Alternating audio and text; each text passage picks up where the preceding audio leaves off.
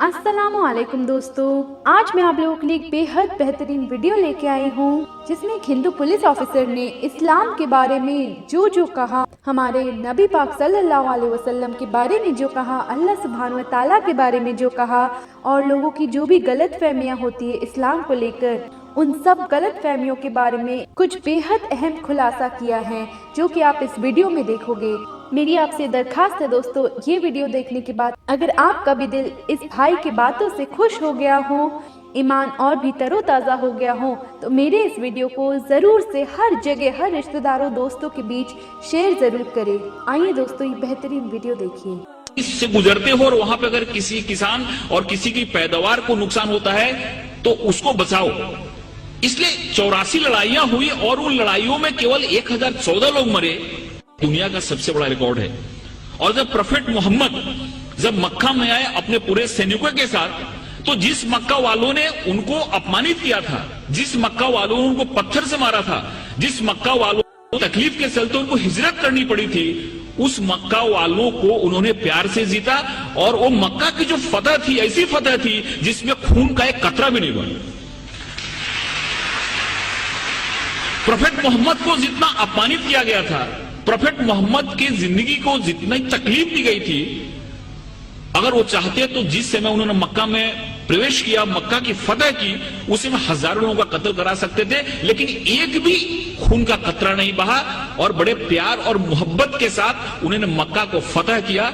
इससे यह बात सामने आती है कि शांति और अमन इस्लाम का मकसद है। तलवार उठाई उन्होंने, तलवार इसलिए उठाई कि तलवार उठाने का उनको हुक्म था, मजबूरी थी तलवार उठाना, कि अगर तलवार नहीं उठाते तो मजहब का क्याम नहीं हो सकता।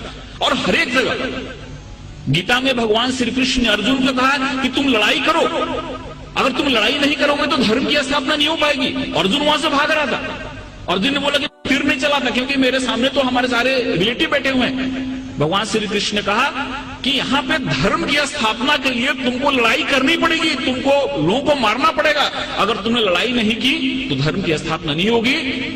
तो एक विशेष परिस्थिति में हमको लड़ाई करने की जरूरत होती है। वैसे ही प्रोफेट मोहम्मद ने अगर लड़ाई करने की बात की तो वहां पे की जहां पे लड़ाई करना मजबूरी था, और वहां पे अगर लड़ाई नहीं होती तो शांति की स्थापना नहीं होती। इसलिए ये बात हमारे सामने आती है कि सबसे बड़ी जो बात है कि इस्लाम जहां जहां उन्होंने उनको जहां जहां वो लोगों को मार सकते थे, जहां जहां खून खराबा हो सकता था, वहां पे उन्होंने खून खराबा नहीं होने दिया। कभी कभी उन्होंने अपने को खुद अपमानित भी हुए, जैसे कि बहुत लोगों को मालूम हुआ कि सुलई हुदैबिया जो एक करार हुआ, एक जो मायदा हुआ, उसमें बहुत सारे ऐसे टर्म थे जो टर्म उनको कबूल नहीं थे, इस्लाम के मानने वालों को, मुसलमानों को कबूल नहीं थे। लेकिन प्रोफेट मोहम्मद ने कहा कि अगर यह मायदा नहीं करता हूं तो बहुत बड़ा खून खराबा हो जाएगा और उस खून खराबे से बहुत लोग मारे जाएंगे। इसलिए चलो मेरा अपमान हुआ तो चलेगा, लेकिन शांति के लिए, अमन के लिए मैं करार करता हूं, जिससे बहुत बड़ी लड़ाई टल गई। ऐसे बहुत सारे उदाहरण है। एक बार एक यहूदी का जनाजा जा रहा था और प्रोफेट मोहम्मद अपने लोगों के साथ बैठे हुए थे। उन्होंने जब जनाजा देखा तो उठ के खड़े हो गए। उनके लोगों ने कहा कि ये तो मुसलमान का जनाजा नहीं, ये तो एक यहूदी का जनाजा है। तो मोहम्मद ने क्या, प्रोफेट मोहम्मद ने क्या, क्या यहूदी इंसान नहीं होता? ये सारी चीजें हमारे सामने आनी चाहिए।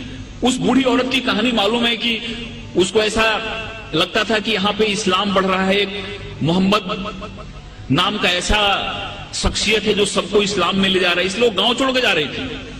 उसके सर पे गठरी थी और गठरी उठ नहीं रही थी। एक नौजवान आया और बोला कि माता जी मैं आपकी मदद करूं, आप चलो आपकी गठरी में गांव के बाहर छोड़ देता हूं। औरत ने उनको गठरी दी और वहां से नौजवान उस गठरी को अपने सर पे लिया और गांव के बाहर गया और बोला कि आप ठीक है, आप गठरी लो और जाओ। उस औरत ने पूछा कि कैसा नेक इंसान है जो अपने सर पे मेरी गठरी लेके जा रहा है। उसने पूछा कि तुम्हारा नाम क्या है? इन्होंने कहा कि मुझको मोहम्मद कहते हैं। जिसके डर से भाग रही थी वही इंसान उस औरत की गठरी को अपने सर पे ले जा रहा है और उसको मदद कर रहा है, और उसी दिन औरत इस्लाम में आ गई।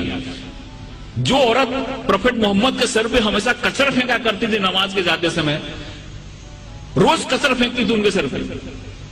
एक दिन जब उसने कचरा नहीं फेंका तो मोहम्मद जब लौट रहे थे, प्रोफेट मोहम्मद, तो उन्होंने देखा और पूछा कि औरत कहाँ है। लोगों ने कहा कि वो बीमार पड़ी हुई है। वहां पे जाके उन्होंने उसकी तबीयत पूछी।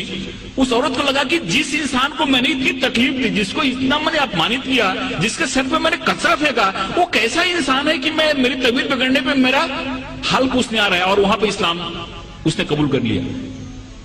एक चीज लोगों के सामने आना चाहिए, ये जो तहमुल है, ये जो हमारी सहिष्णुता है, ये जो हमारा एक इंसानियत के प्रति प्रेम है, ये हदीस में और प्रोफेट मोहम्मद की जो सुन्नत है, ये जब हमारे लोगों के सामने आती है तो हमको समझ में आता है। सुब्हानल्लाह वल्हम्दुलिल्लाह ला इलाहा इल्लल्लाह